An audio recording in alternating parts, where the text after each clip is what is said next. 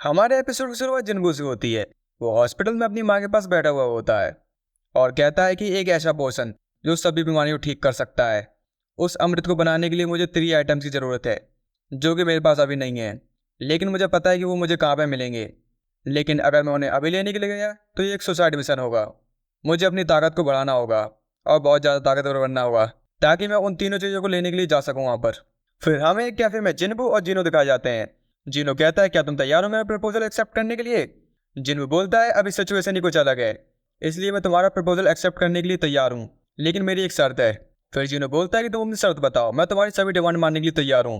जिन्हो कहता है कि सी रैंक गेट मिशन में सिर्फ हम ही दोनों जाएंगे और हमारे अलावा तीसरा कोई नहीं होना चाहिए। फिर जिन्हो कहता है कि हम दोनों मिलकर के सी रैंक गेट मिशन को क्लियर कर पाएंगे और सी रैंक गेट मिशन के लिए कम से कम 8 लोगों की जरूरत होती है। जिन्हो कहता है कि ऐसे लोग ढूंढ लो जो कि नंबर बढ़ा सकें, बिल्कुल डोंगसुक की तरह। जीनो कहता है कि ये बहुत ज़्यादा खतरनाक हो सकता है। जिन्हो बोलता है कि ये तुम्हारे देखने के नज़रिए पर है, खतरनाक है कि नहीं। और जैसे हम ज़्यादा से ज़्यादा मिशन को बिना किसी खतरे कंप्लीट कर लेंगे ये तुम्हारे लिए अच्छा होगा। और 19वां मिशन हमारा आखिरी मिशन होगा, वो भी हम बिना किसी खतरे के कंप्लीट ही कर लेंगे। तो यदि हम टीम के साथ जाएंगे तो हमारे मिशन अच्छे तरीके से कंप्लीट नहीं होंगे। ये सही तरीका नहीं होगा तुम्हारे फादर को राजी करने के लिए। जिनो कहता है कि ठीक है सर, मैं कर लूँगा और मैं टीम को भी गेट तक संभाल लूँगा। जिनको उसकी बात सुन करके खुश हो जाता है। फिर हमें मिस्टर चा दिखाई जाती है जो कि ग्राउंड में रनिंग कर रही होती है और वो बहुत ज़्यादा खूबसूरत लगती है। लेकिन मेरी बात सुन लो, कोई भी उस पर गंदी नजर नहीं डालेगा अपनी।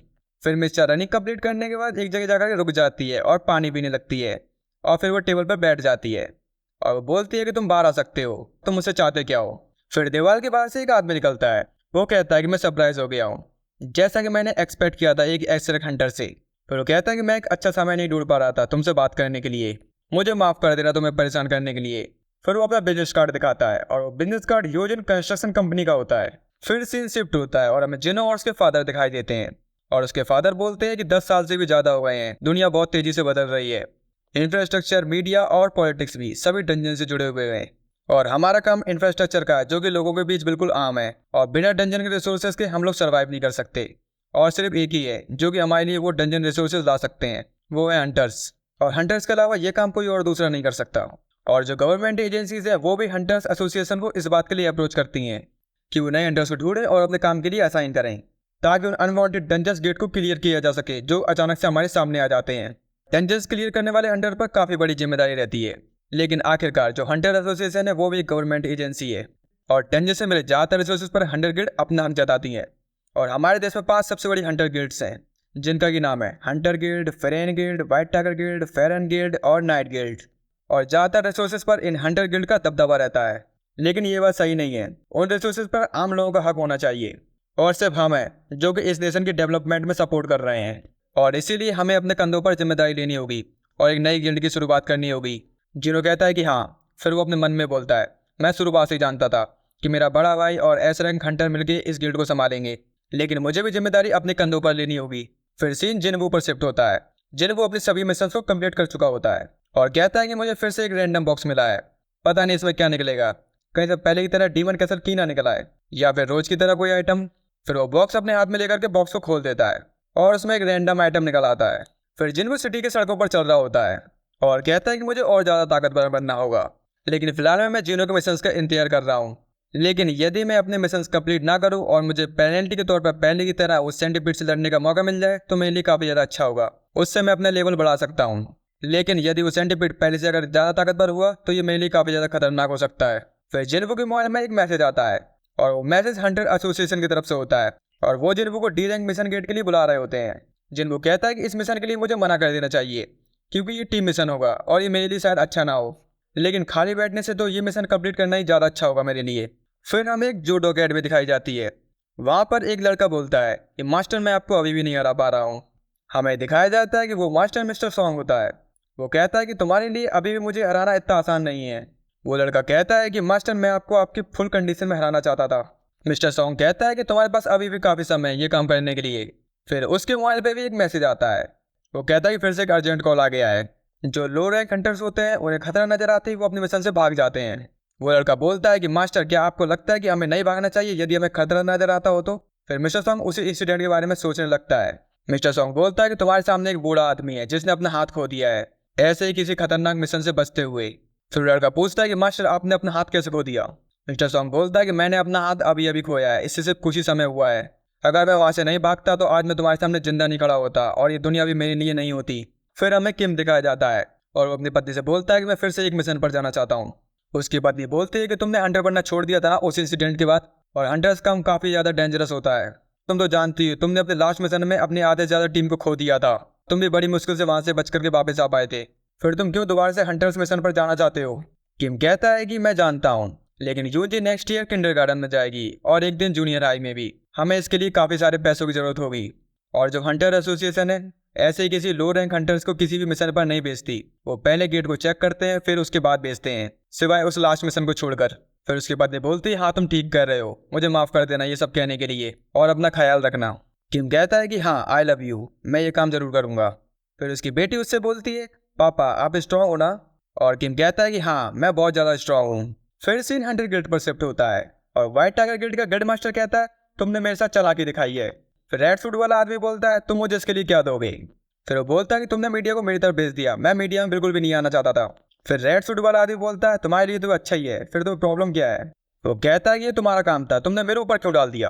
और रेड सूट वाला आदमी कहता है कि ये चेयरमैन की इच्छा थी कि एक ऐसा हंटर मीडिया में आके जवाब दे जो कि ताकतवर हो और सच्चाई के साथ अपनी बातें रख सके। मैंने ज़्यादा सोचा और तुम्हारा नाम ले दिया। फिर वो कहता है कि ठीक है तुम सच्चाई तो मुझे नहीं बताओगे, चलो भूल जाओ उसे। अब तुम ये बताओ कि तुमने मुझे यहाँ पर क्यों बुलाया है? तुमने सिर्फ मुझे यहाँ पर कंप्लेंट करने के लिए तो नहीं बुलाया होगा। फिर रेड सूट वाला आदमी बोलता है तुम्हें जो भी जानकारी चाहिए वो टेबल पर पड़ी फाइल में है। जो यूजर कंस्ट्रक्शन कंपनी है वो एक नई गिल्ड खड़ी करना चाहती है। फिर व्हाइट टाइगर गिल्ड मास्टर बोलता है मैं ये सब जानता हूँ, तुम्हें मुझे बताने की जरूरत नहीं है।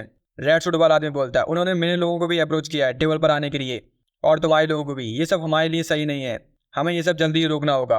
फिर व्हाइट टाइगर गिल्ड मास्टर बोलता है मैं ये सब जानता हूँ, तुम मुझे वो बताओ जो मैं नहीं जानता, और तुमसे एक बार दोबारा पूछता हूँ तुम मुझसे चाहते क्या हो? फिर सीन जूही पर शिफ्ट होता है। वो फ़ोन पर अपनी माँ से बात कर रही होती है। उसकी माँ बोलती है जूही तुम ठीक तो हो ना, तुमने मुझे हाल फिलहाल में कॉल नहीं किया है। और जूही उसकी हर बात पर हाँ हाँ कर रही होती है।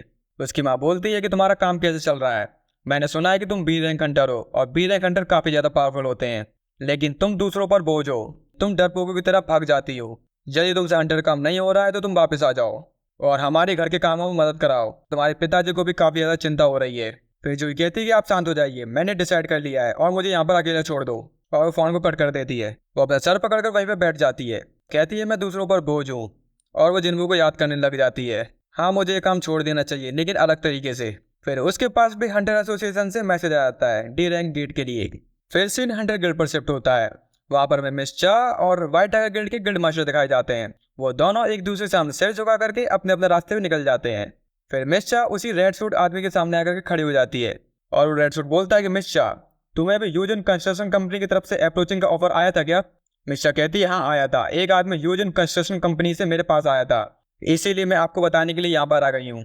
फिर वो आदमी बोलता है कि क्या मुझे तुम्हें इससे बड़ा ऑफर देना चाहिए उन्हें मना करने के लिए? मिस चा कहती है कि इसकी कोई ज़रूरत नहीं है, मैं उन्हें पहले मना कर चुकी हूँ उसी जगह पर। वो कहता है कि ये सुनकर के मुझे काफ़ी ज़्यादा खुशी हुई है, तुम्हारा बहुत बहुत शुक्रिया। इसका मतलब यूजन कंस्ट्रक्शन कंपनी सच में एक नई गिल्ड खड़ी करना चाहती है। और फिर से हमें व्हाइट टाइगर गिल्ड के गिल्ड मास्टर दिखाई देते हैं, और वो उसी रेड सूट वाले आदमी के बारे में सोच रहे होते हैं कि उसने क्या कहा था। वो आदमी कहता है कि क्या तुम्हें जेजू आइलैंड का इंसिडेंट याद है कि वहाँ पर क्या हुआ था? वहाँ पर हमारे काफ़ी सारे हंटर्स मारे गए थे और ये हमारे लिए काफ़ी ज़्यादा बुरा था। हम उनकी बिल्कुल भी वहाँ पर मदद नहीं कर पाए थे, और मैं नहीं चाहता कि ये इंसिडेंट दोबारा से कभी हो हमारे सामने आए, क्योंकि ये हमारे लिए बिल्कुल भी अच्छा नहीं होगा। इसीलिए मैं मैनकाइंड का सबसे पावरफुल हथियार अपने पास रखना चाहता हूँ। तुम भी पहले की तरह अब नहीं हो, तुम भी काफ़ी ज़्यादा बदल चुके हो, और मैं चाहूँगा कि तुम इस काम में मेरी मदद करो। और वो अपने पुराने दिनों को याद करने लगता है।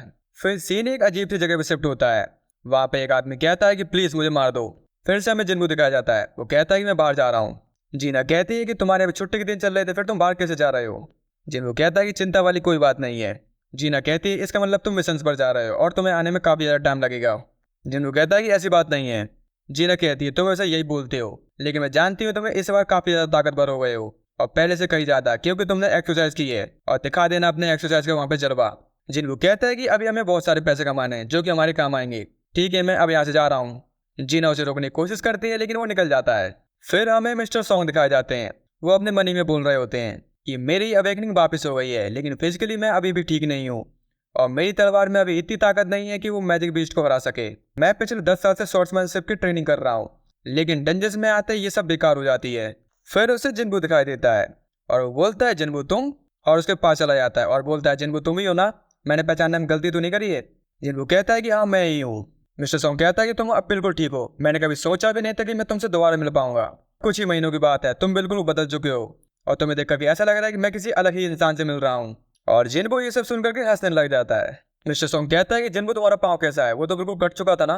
फिर जिनको उसे बताता है कि मेरी आँख हॉस्पिटल में पड़ी तब ये बिल्कुल नॉर्मल हो चुका था। मिस्टर सॉन्ग कहता है कि जरूर ये उस हाई लेवल हीलर की वजह से हुआ था, क्योंकि हमारे साथ एक हाई लेवल हीलर थी। जिनको कहता है कि हाँ आप सही कह रहे हैं, लेकिन आपके हाथ का क्या, आपने तो अपना हाथ ही खो दिया है। मिस्टर सॉन्ग कहता है कि मुझे इलाज कराने के लिए काफ़ी ज़्यादा टाइम हो गया था, इसीलिए वो ठीक नहीं हो पाया। लेकिन तुम इस बात की चिंता मत करो, ठीक है, हम चलते हैं। और मुझे काफ़ी ज़्यादा खुशी हो रही है तुम्हारे जैसे यंग टैलेंट को ठीक देख करके। फिर वो दोनों आगे चलना शुरू कर देते हैं। मिस्टर सॉन्ग कहता है कि मुझे एक डी रैंक मिशन के लिए बुलाया गया है। जिनको बोलता है, क्या आपको भी बुलाया गया है?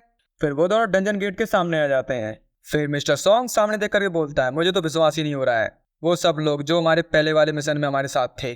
फिर जो कहते हैं कि जिनको तुम, जिनको कहता है कि जो तुम, मिस्टर किम और मिस्टर कॉन्ग सभी यहाँ पर हैं। मिस्टर किम और मिस्टर कॉन्ग दूसरी तरफ मुंह घुमा के खड़े हो जाते हैं। मिस्टर सॉन्ग कहता है कि हम सभी ने जिनको को वहाँ पर अकेला छोड़ दिया था और वहाँ का दरवाजा भी बंद कर दिया था, और यहाँ तक कि किम ने मेरे ऊपर तो तलवार भी तान दी थी। मुझे लग रहा है कि उसे शर्म आ रही है हमारा सामना करने में। हम सब 5 लोग जो उस मिशन से वापस बच गए थे, फिर से एक नए मिशन पर जा रहे हैं। जो ये बोलती है कि जिनको तुम पहले से काफ़ी ज़्यादा बदल चुके हो। जिनको कहता है कि मिले हुए काफ़ी ज़्यादा समय हो चुका है। जो ये बोलती है कि तुम पहले से लंबे हो चुके हो और तुम्हारा पाँव भी ठीक है। मुझे तुम्हें देख करके काफ़ी ज़्यादा खुशी हो रही है, और जब मैं तुमसे हॉस्पिटल मिलने के लिए आई थी तो तुम पहले वहाँ से निकल चुके थे। फिर जिनको कहता है, क्या तुम मुझसे हॉस्पिटल मिलने के लिए आई थी?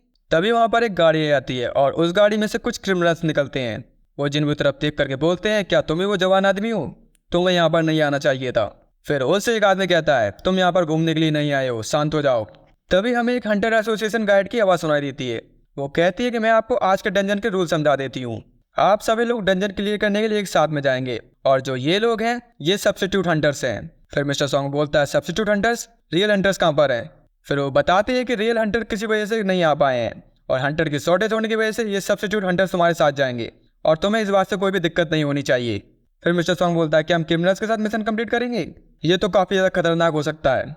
फिर वो बोलती है कि आपको इस बात की चिंता करने की कोई ज़रूरत नहीं है, मिस्टर कैंग आपके साथ जा रहे हैं, और वो एक बी रैंक हंटर है, तो बड़े आराम से सी रैंक हंटर को संभाल सकते हैं, तो आपको चिंता मत करो आप। जिन भी जूही से कहता है, जूही तुम्हें इस मिशन पर नहीं जाना चाहिए। जूही कहती है कि तुम्हारा क्या? जिनको कहता है, मैं तो इस मिशन पर जाऊँगा। फिर जूही कहती है कि मैं भी इस मिशन पर जाऊँगी। जिनको कहता है, तो ठीक है, मैं समझ गया। फिर उन प्रिजनर्स के हाथों से हथकड़ी हटा दी जाती है और कहते हैं कि आज़ादी, मुझे ये आज़ादी का टेस्ट काफ़ी ज़्यादा अच्छा लग रहा है, अब हम कैदी नहीं हैं। मिस्टर कैंग बोलता है कि तुम्हें इस बात पर चलने की जरूरत नहीं है, तुम अभी भी कैदी हो। अगर तुमने कोई भी ऊटपटांग हरकत करने की कोशिश करी तो ये तुम्हारे लिए अच्छा नहीं होगा। फिर मिस्टर कैंग जिनबू और मिस्टर सॉन्ग के पास जाता है और कहता है, हंटर एसोसिएशन सर्विलेंस टीम से हूँ मैं, और आज के रेड की पूरी जिम्मेदारी मेरे ऊपर है, तो इस रेड का लीडर कौन बनेगा? फिर मिस्टर सॉन्ग जिनबू से कहता है, क्या आज के लीडर मैं बन सकता हूँ? जिनबू कहता है कि क्यों नहीं। फिर मिस्टर सॉन्ग जिनबू के सामने अपना सर झुका लेता है और कहता है कि तुम्हारा बहुत बहुत धन्यवाद मुझे ये जिम्मेदारी देने के लिए।